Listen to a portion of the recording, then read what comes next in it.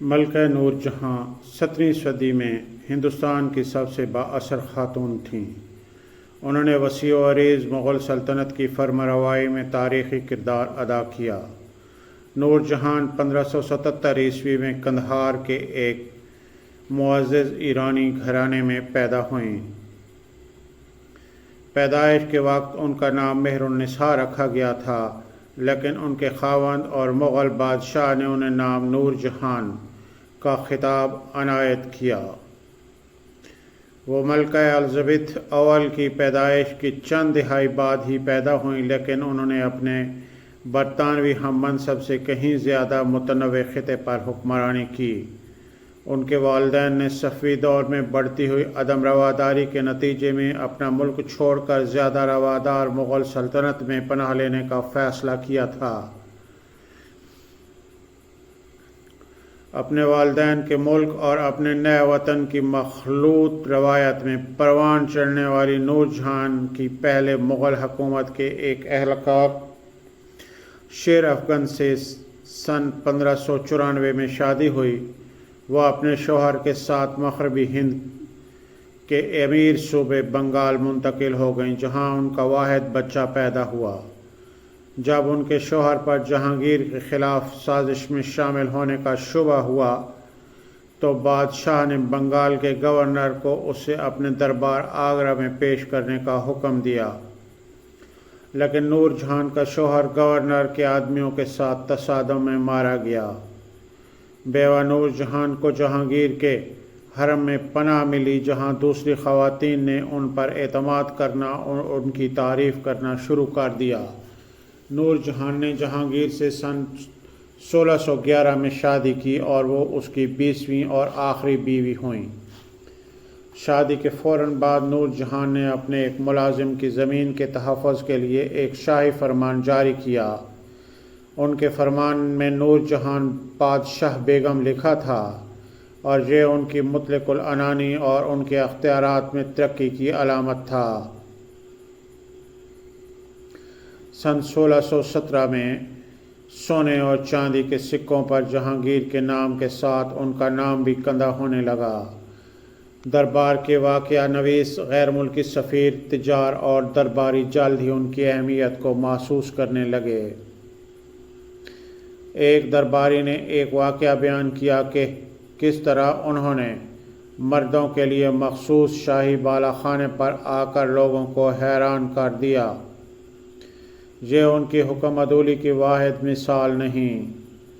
شکار کرنا ہو یا شاہی فرمان اور سکے جاری کرنا ہو، سرکاری عمارت ڈیزائن کرنا ہو یا غریب خواتین کی امداد کے کام کرنا ہو یا پسماندوں کی آواز اٹھانا ہو، نور جہاں نے ایسی زندگی گزاری جو اس وقت کی خواتین کے لیے غیر معمولی تھی۔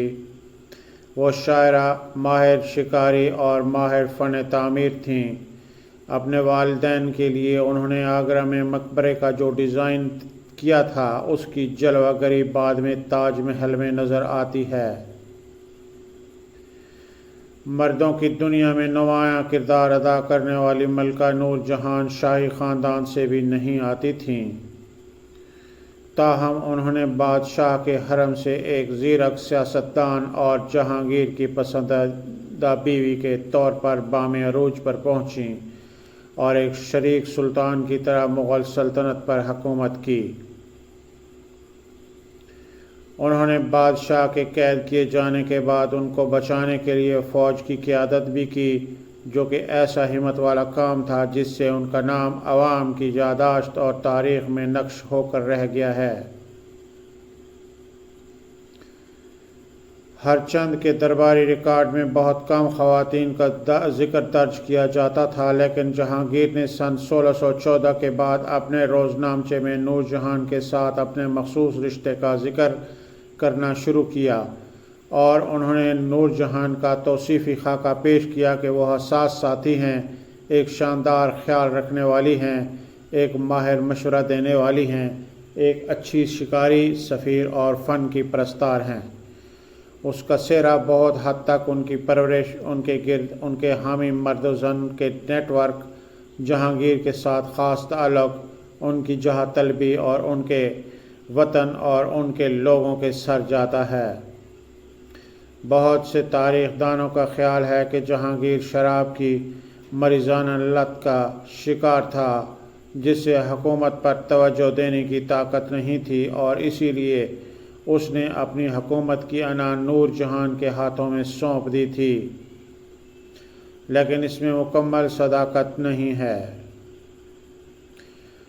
یہ سچ ہے کہ بادشاہ بلا نوش تھا اور افیم کا دھواں اڑاتا تھا۔ یہ بھی درست ہے کہ وہ اپنی بیگم سے بہت محبت کرتا تھا، لیکن یہ نور جہان کے ایک اہم حکمران بننے کی وجوہات نہیں ہیں۔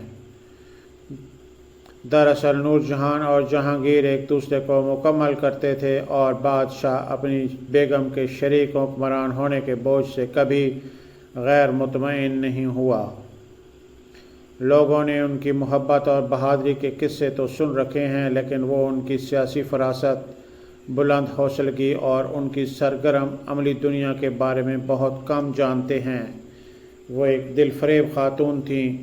انہوں نے تمام تر نامساعد حالات کے باوجود ایک وسیع سلطنت پر حکومت کی۔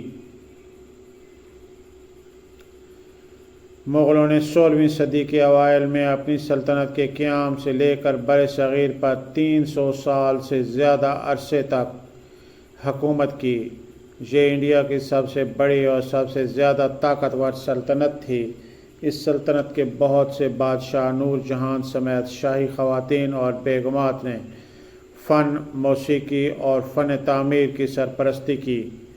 انہوں نے بڑے شہر، عالیشان قصر، مساجد اور مقبرے تعمیر کروائے۔